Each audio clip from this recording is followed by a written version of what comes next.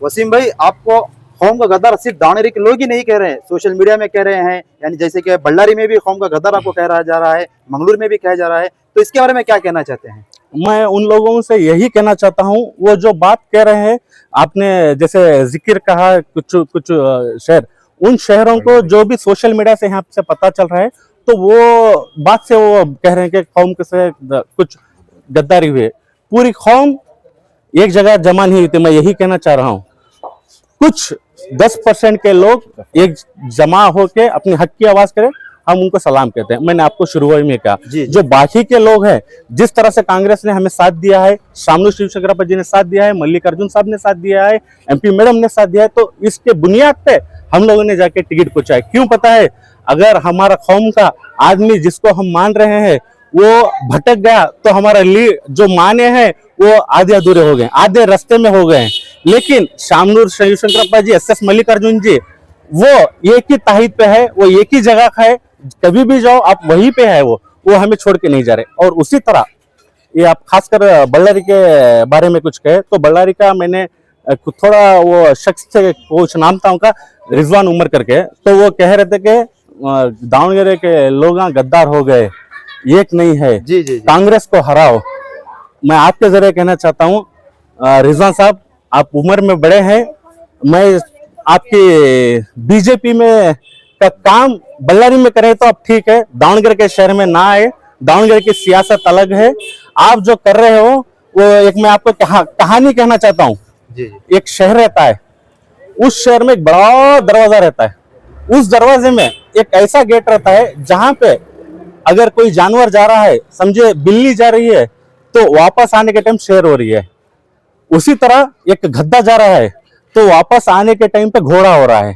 यहाँ पे क्या हुआ था, एक बल्लारी शहर में गद्दा गया था, एक गेट के अंदर, दरवाजे के, जादुई दरवाजे के अंदर। जब वो गद्दा गया, आने के टाइम पे घोड़ा हुआ, रेस का घोड़ा, लंबी रेस का घोड़ा।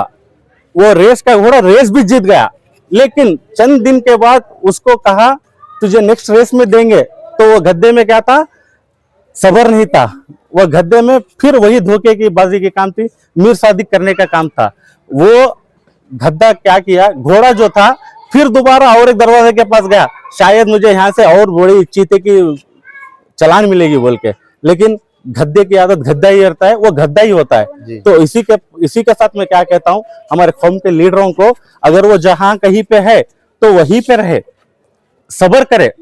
और खासकर ये जो रिजवान साहब जो बल्लारी से दावणगेरे के शहरों को बोल रहे थे, और उनका मैं एक ये भी देखा था, वो कुछ शेविंग ब्लेड लेके कह रहे थे कि ऐसे कांग्रेस को उखाड़ फेंको। ये आप देख सकते हैं, आपके माध्यम से आप बता सकते हैं कि ये देखो, यजमान आदमी शेविंग का ब्लेड पकड़ को ऐसा काट रहे, कांग्रेस को उखाड़ फेंको। यजमान, इनको बोलना चाहता हूं मैं, इनका नाम कुछ रिजवान उमर साहब है।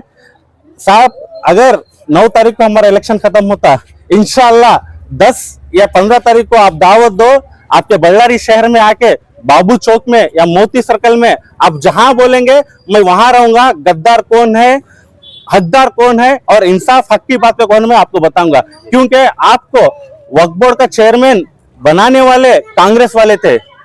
वक्फ बोर्ड का चेयरमैन, आप वक्फ बोर्ड के चेयरमैन बने हुए थे, लेकिन आपने क्या किया, उनसे भी गद्दारी करके बीजेपी के पार्टी में बीजेपी की चापुली की। वही बीजेपी जो हमारे हिजाबों पे हाथ डाला है, जो हमारे हक पे हाथ डाला है, जो हमारे अजान पे हाथ डाला है, जो हमारी नमाज पे हाथ डाला है, ऐसी पार्टी के साथ आप खड़े हुए हैं। परसों आप ही के पार्टी ने अपोजिशन लीडर बनाया था इब्राहिम साहब को, आपने क्यों निकाला? आप ये जवाब दीजिए हमें रिजवान साहब। इंशाल्लाह अगर मैं होगा तो आप कहेंगे तो मैं बाबू चौक या मोती सर्कल में बल्लारी में आके स्टेज डालने के लिए रहा हूं, आप दावत दीजिए, मैं आऊंगा।